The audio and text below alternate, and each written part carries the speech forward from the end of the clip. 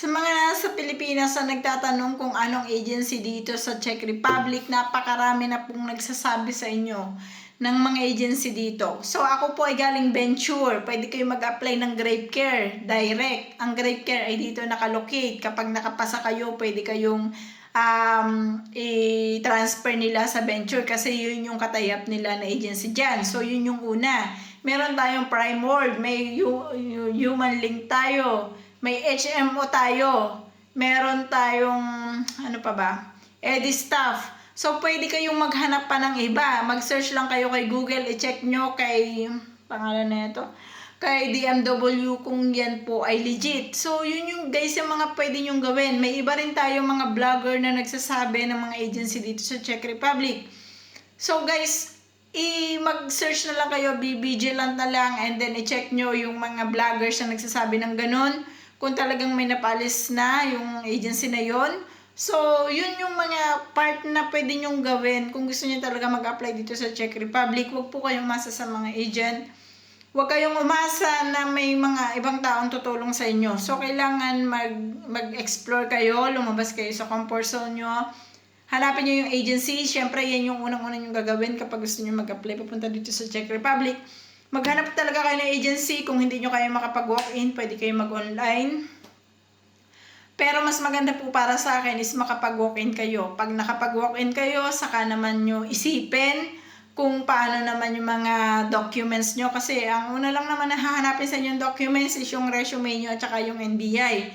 Yung iba nga, resume lang ang dala-dala, tsaka yung diploma nila. So, ganun lang talaga, tsaka yung COE. So, yun lang. Paano naman kung wala kayo experience? Hanap kayo ng bagay na meron kayong experience. For example, ang sinasabi ko dito is factory worker. Pero meron kasing mga agency kasi na kumukuha ng mga sales lady. So, doon kayo sa meron kayong experience. Kasi kung wala talaga kayong experience, medyo mahirap po. Halimbawa, for example, ikaw ay dati ka kunyaring call center, tapos bigla ka magda-driver, di ba? Wala kang experience doon. So, talagang paano ka tatanggapin? Kaya medyo mahirap talaga kapag wala kang experience. Ako na po nagsasabi sa inyo, medyo mahirap kapag wala ka talagang experience. Kasi most of the time, dyan sa atin sa agency dyan, hahanapin talaga agad, yun ay yung experience nyo.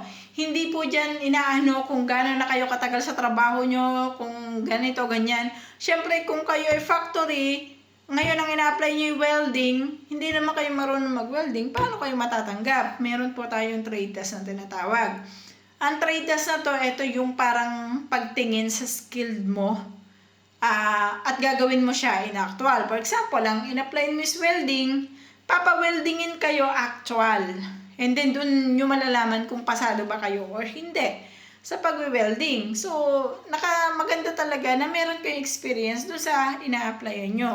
Pero hindi ko sinasabi na kung wala kayong experience is wag na kayong mag-attempt. Hindi ko sinasabing ganon. Depende yun sa lakasan ng loob nyo. Kasi syempre, malay nyo, swerte talaga kayo na kahit wala kayong experience is makuha kayo. Kagaya ng tropa ko noon dati sa Borno.